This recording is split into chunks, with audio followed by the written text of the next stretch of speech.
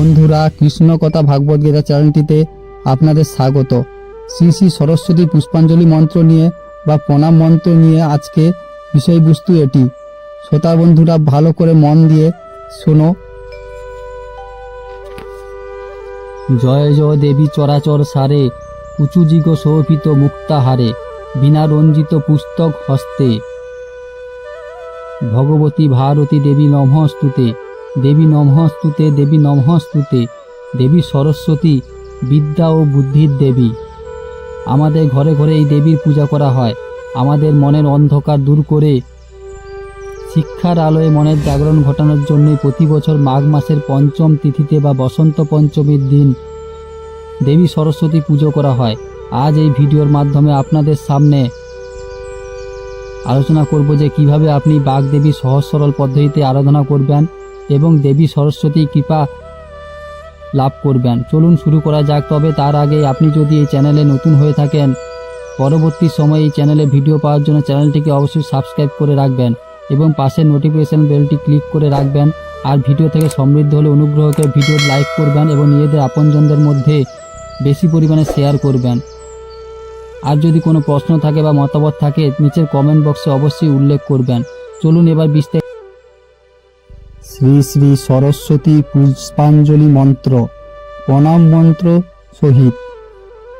বন্ধুরা, আমাদের সকলের বিদ্যার দেবী মা সরস্বতী।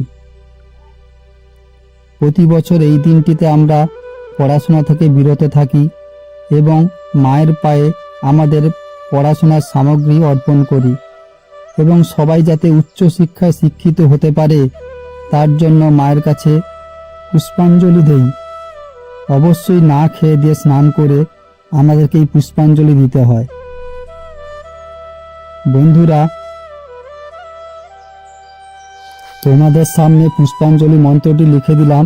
তোমরা অবশ্যই এই মন্ত্রটি পড়ে দেখো এবং মুখস্থ করার চেষ্টা করো, যাতে তোমাদের অঞ্জলি দেওয়ার সময় কোনো অসুবিধা না হয়।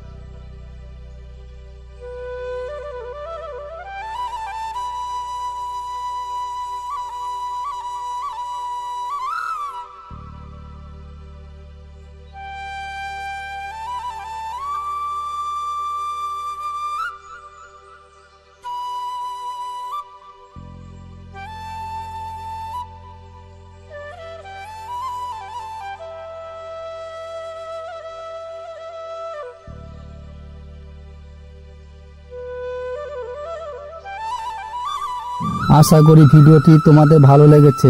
ভিডিওটি দেখার জন্য তোমাদেরকে অশেষ ধন্যবাদ। বন্ধুরা, সবাই ভালো থেকো, সুস্থ থেকো। চ্যানেলটিকে অবশ্যই সাবস্ক্রাইব করে পাশে থাকবে। জয়